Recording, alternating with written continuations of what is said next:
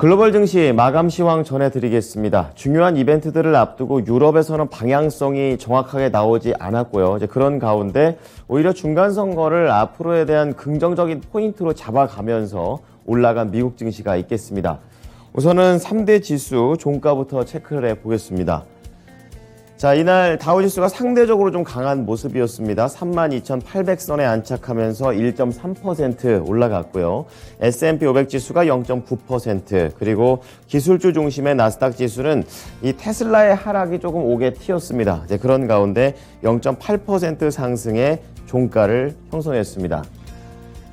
자, 키워드는 두 가지 보겠습니다. 첫 번째가 선거, 두 번째가 지표가 되겠습니다. 자, 지금 미국 민주당 입장에서는 상당히 중요한 기로에 나 있는 상태입니다. 지금 중간선거가 진행 중에 있는데요.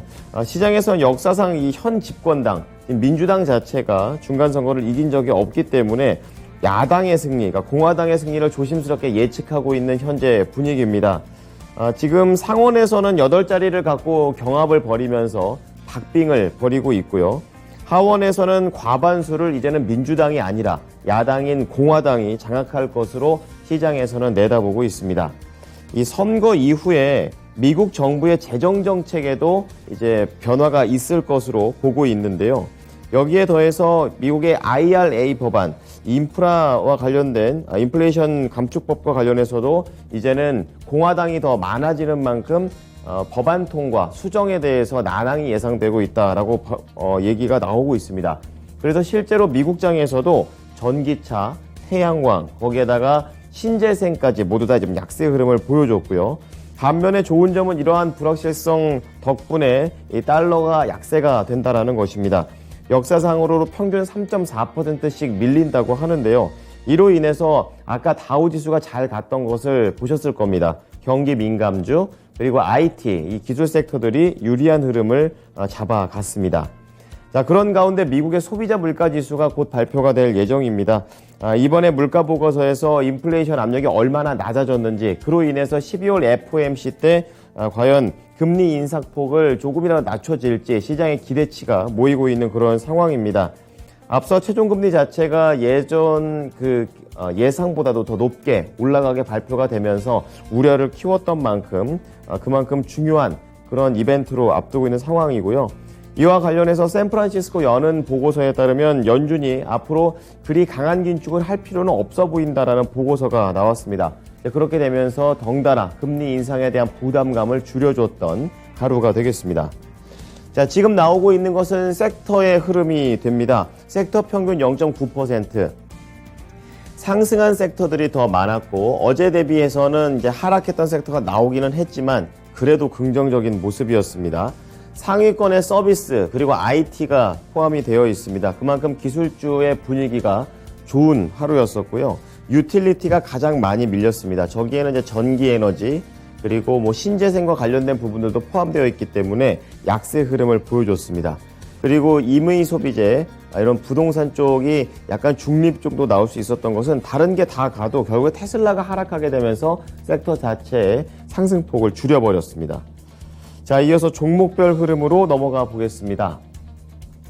선거 영향을 받게 되면서 여기 이제 표시가 정확하게 이쪽에 거의 다 나와 있는 그런 상황인데요. 전기차라든지 신재생 관련된 종목들 전반적으로 약세를 띄었습니다.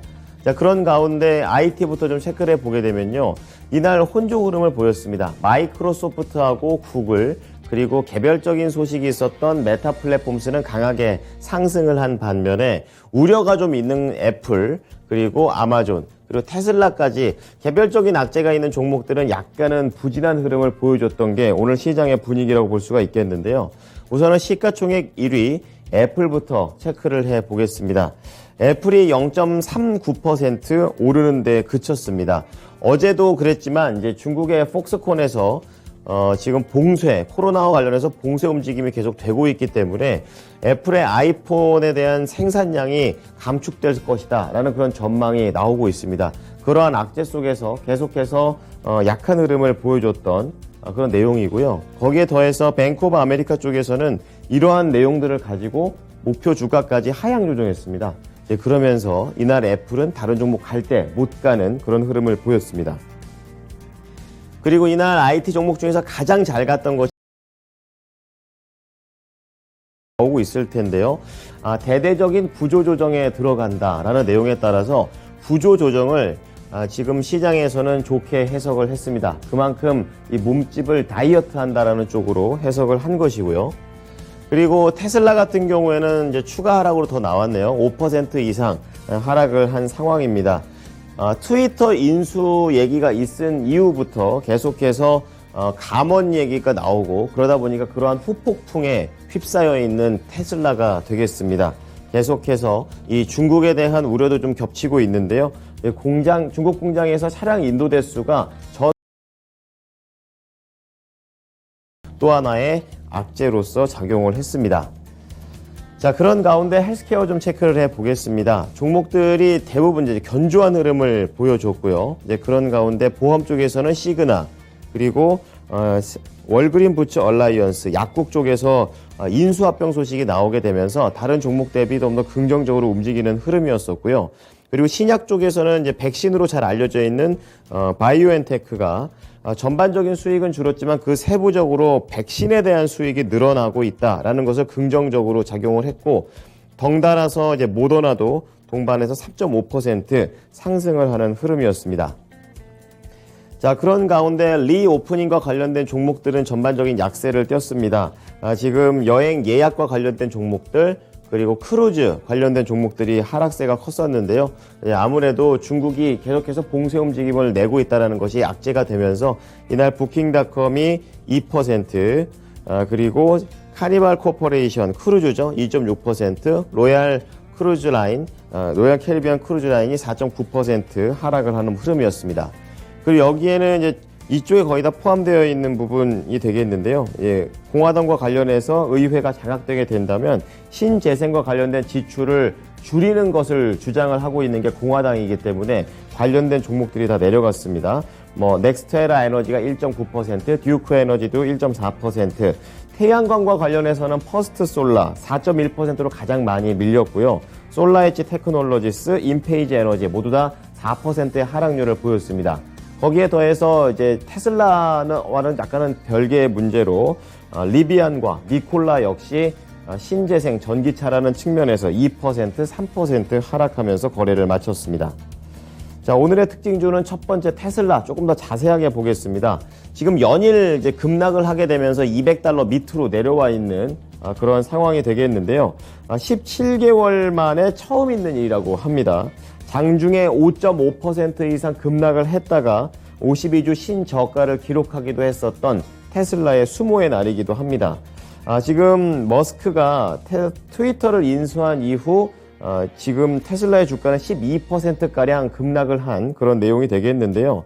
투자자들의 걱정이 큽니다. 이 머스크가 트위터를 인수한 이후에 경영을 이제는 테슬라에만 이렇게 힘든 시기에 집중해도 모자랄 판에 트위터까지 좀 해야 되는 것 아니냐라는 그런 부담감으로 그대로 작용을 했다라고 시장에서는 분석했습니다.